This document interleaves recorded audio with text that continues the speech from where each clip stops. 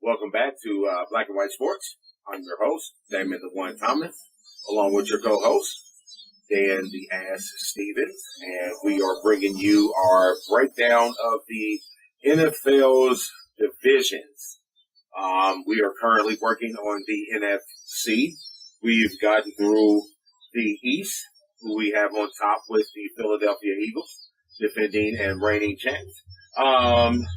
Then we have gone through the NFC West. Yep. Who we both have agreed on. We both have agreed. No, we disagree. We agreed to disagree. We agreed to disagree. Who we have running that division, and now we are going for the NFC North. The black and blue division. So it's called. I think it's gonna keep that name. Yeah, and we have some pretty black and blue teams, you know. We do. Some old school, hard-nosed, long-time football franchises in here. We got Chicago, Green Bay, Minnesota, and Detroit are all of them long-standing. You know, a lot of history. But we're going to go right into it. I have, and you also have, Minnesota at the top of this division. Minnesota looked very good last year. What a remarkable, exciting win that was. Wow, it was. It was probably the best ending, other than the Super Bowl ending. I still think that right there, that touchdown catch it goes down in history. Yeah, I think they should award an award on that one show, you know, the speech. So, Minnesota, you know, some changes. The leader of that division, you know, they're bringing in Kirk Cousins. I like it. Washington didn't believe in him, but they believed enough to franchise him to make him a rich man without a team. Twice? Yeah, twice. Yeah. It'll be like big money, right? You know, quarterback, big money franchise tag. Yeah, he did. So Minnesota offers him the long-term deal.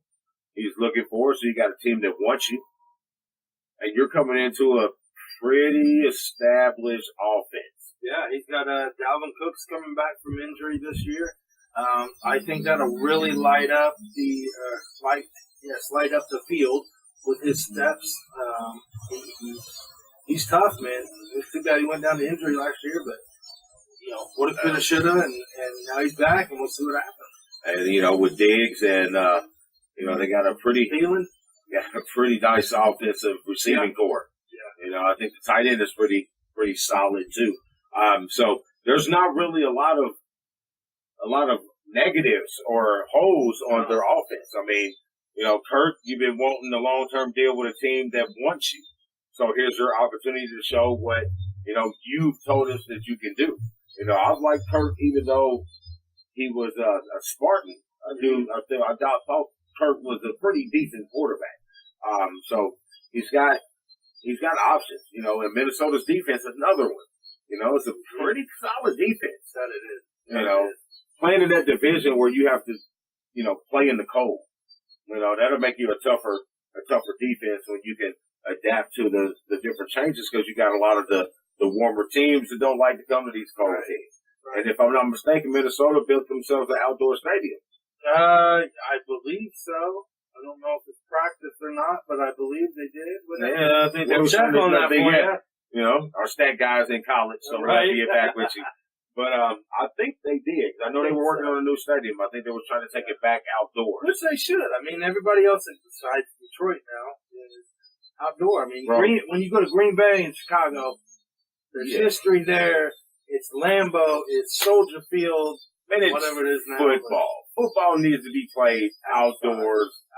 Anyway, I ain't gonna lie. That's why I quit playing football. It was dirty and untemperature controlled. I play basketball. Temperature controlled sport. Always the right weather every time you play it. But, you know, Minnesota, I got them 11-5 in this division. That's why I got them 11-5, you know, over Green Bay. Aaron Rodgers is back, man. Aaron Rodgers, man, most accurate quarterback in the game. But is his receivers going to be as good as they used to be? I don't think so, because he was a little hot about the practices and training camps. You know, Aaron's old school.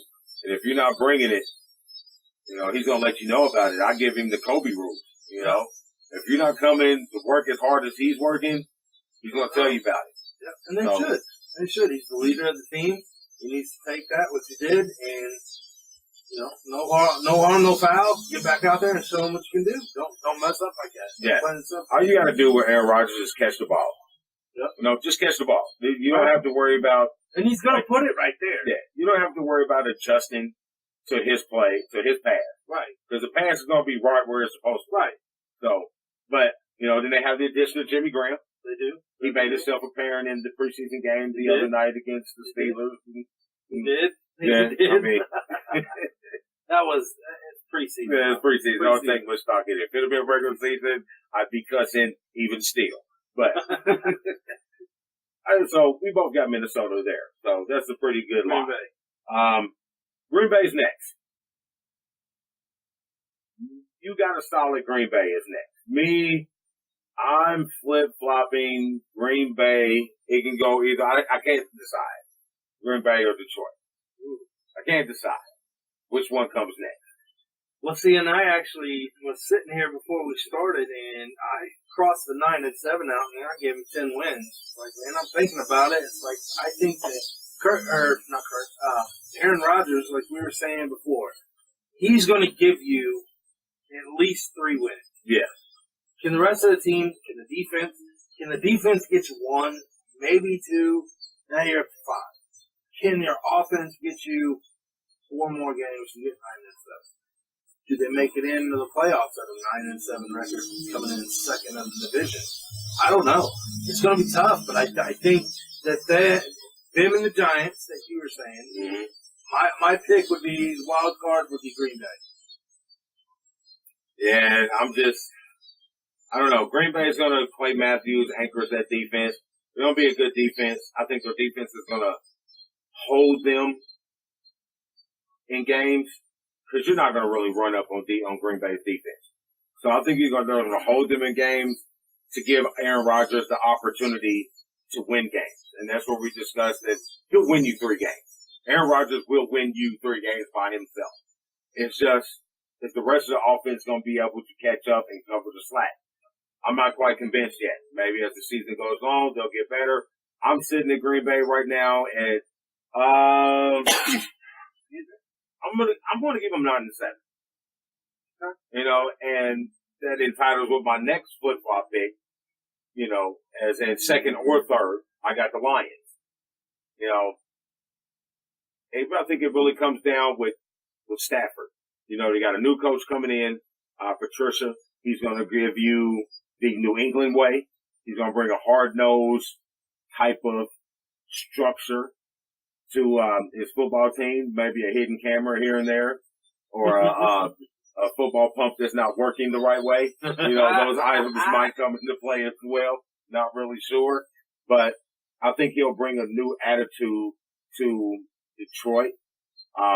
With him being the defensive coach, I think that's going to shore up some issues on their defense. A lot of young guys.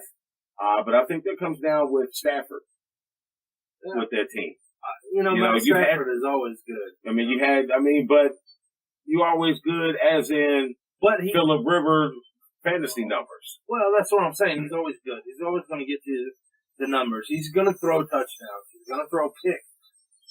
But Detroit, in my opinion, is last in this division because I don't think that they're yet evolved. Yes, you have a new coach in Patricia. Yes, you're starting to flip things. But, man, Matt Stafford is on the outward looking in on his career in Detroit, I think.